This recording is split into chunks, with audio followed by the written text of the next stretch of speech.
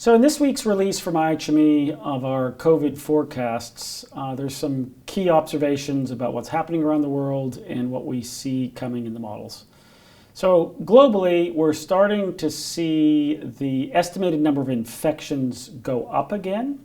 and that's driven by secondary Omicron waves in a number of places in sub-Saharan Africa,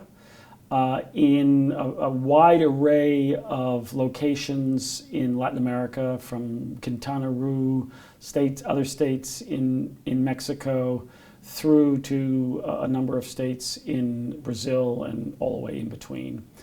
And then there are also some small increases in states in India.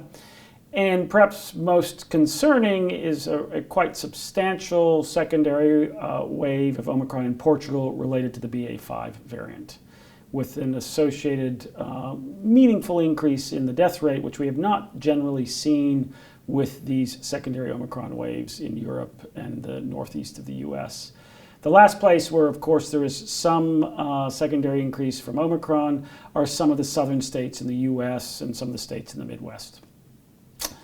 Despite these increases, we remain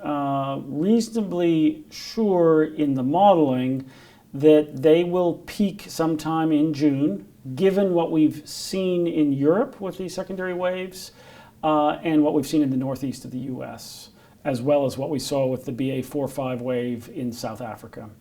So we expect these to be short-lived, and that to not really alter the global trajectory over the next few months. The big question mark remains at the global level what happens in China, and we are assuming that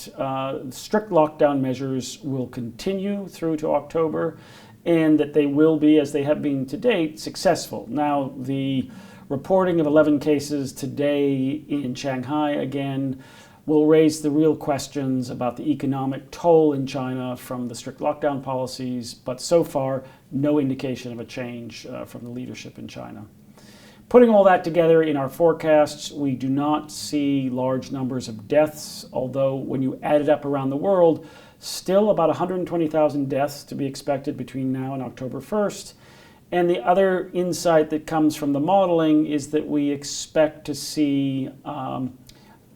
numbers starting to go back up again in the northern hemisphere in early September or late September,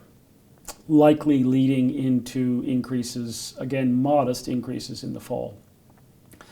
Now, there is some concern in parts of the US seeing secondary Omicron waves, such as in California, where some mandates have been put back in place, namely mask mandates, for example, media about Alameda County.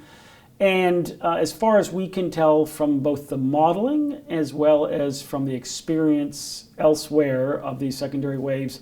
we don't necessarily think that that will have a big effect, nor is it necessary given the low infection fatality rate and given the availability of antivirals particularly, which should mean that we won't see a substantial increase in death. Some of the debate about this is getting still obscured this many months into Omicron because we are not getting good data that differentiates incidental hospitalizations, people coming to hospital with COVID-19, but that's not the reason for their hospitalization, from hospitalizations and deaths where COVID is the true cause. And without that, it's very easy for a highly contagious and actually reasonably prevalent infection like Omicron to appear like the numbers are increasing substantially.